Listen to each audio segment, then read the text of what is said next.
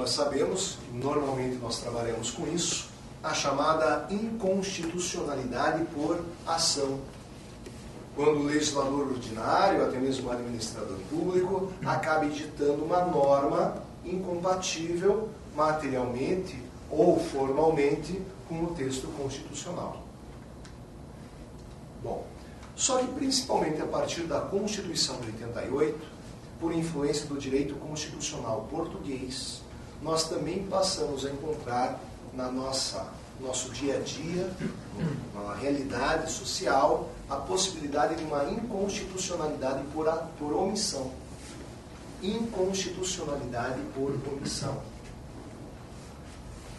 Então aqui vale a pena vocês relembrarem também aquela clássica distinção das normas constitucionais quanto à sua aplicabilidade do José Afonso da Silva. Todos vocês leram durante a faculdade, né? 100% aqui da sala, né? Todo mundo leu.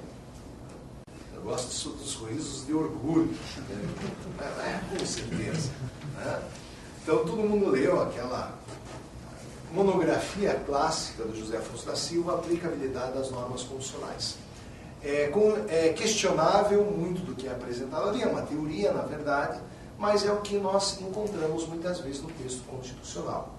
E vocês sabem que existem normas constitucionais de eficácia plena, normas constitucionais de eficácia contida, e nós temos normas constitucionais de eficácia limitada. Especialmente em relação a essas últimas, nós temos que tomar um certo cuidado. Norma constitucional de eficácia limitada, ela possui uma eficácia jurídica, porque você não pode admitir normas infraconstitucionais que sejam elaboradas contrariamente ao que estabelece uma norma constitucional de eficácia limitada. Só que o problema da norma constitucional de eficácia limitada é que para ela ser colocada em prática depende de uma regulamentação posterior, de uma normatização posterior, a cargo do legislador ordinário, a cargo do administrador público. Se o legislador, se o administrador público não toma as providências necessárias para colocar em prática aquelas normas constitucionais de eficácia limitada, nós podemos encontrar uma inconstitucionalidade por omissão. Inconstitucionalidade por omissão.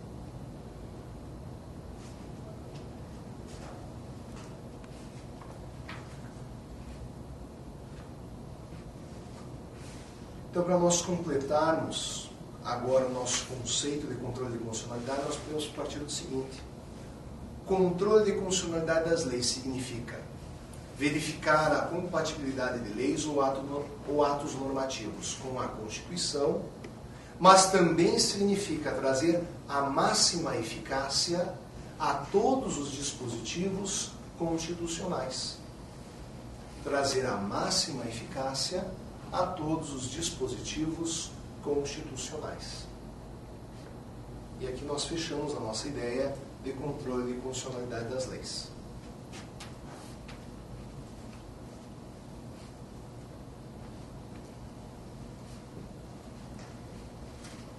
Bom, agora que nós já temos aqui esta introdução à matéria, nós podemos analisar a situação atual de controle de constitucionalidade na Constituição de 88.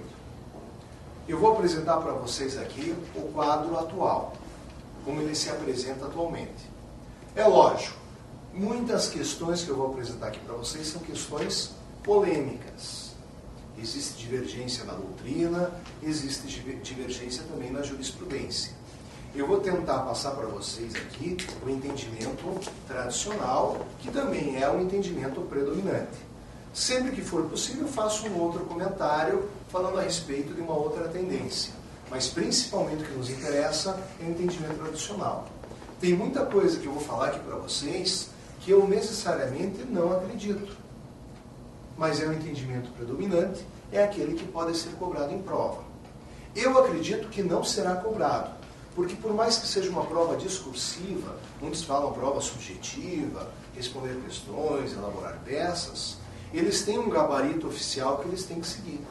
Então tem um núcleo objetivo dentro de uma prova discursiva que eles têm que seguir. Eu já fui examinador da OAB eu já elaborei questões, já fiquei como fiscal de prova, já corrigi questões de segunda fase e todos têm ali um modelo. Com pequenas variações, todos os examinadores têm ali, objetivamente, o que você deveria mencionar para acertar aquela questão. E da mesma forma é essa orientação que eu pretendo passar aqui para vocês. Tá? Então veja lá o seguinte. Vamos analisar agora a Constituição de 88 a respeito de controle de constitucionalidade. E o primeiro ponto que nos interessa aqui,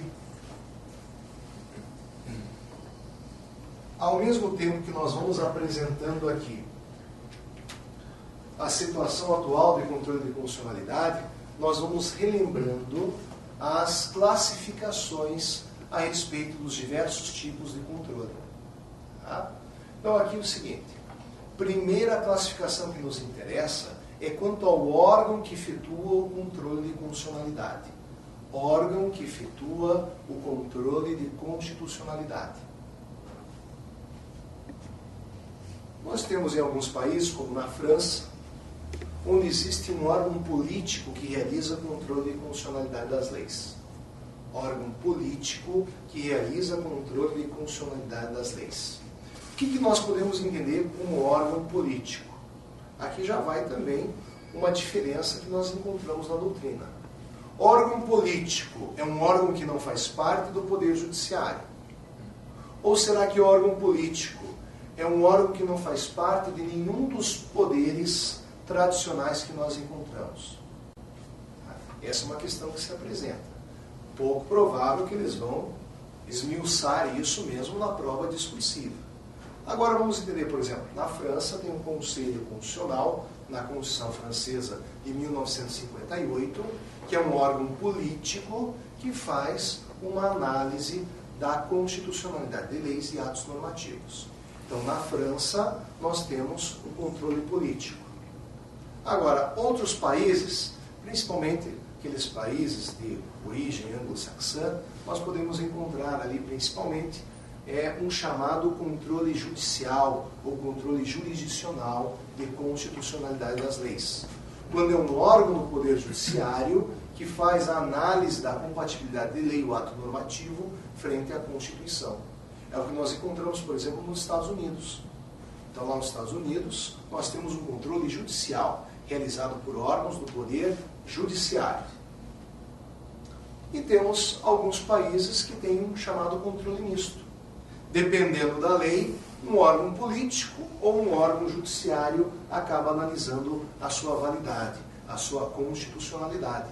É o que nós encontramos, por exemplo, na Suíça. A Suíça também é uma federação. As leis, as normas nacionais são analisadas por um órgão político. É uma Assembleia Nacional. Agora, as leis locais são analisadas pelos órgãos do Poder Judiciário. E aqui no Brasil, afinal de contas, é o sistema que nós adotamos. Aqui nós já partimos de uma certa controvérsia, de uma certa polêmica. Você pode questionar, dependendo do ângulo que se examina, isso que eu vou apresentar para vocês.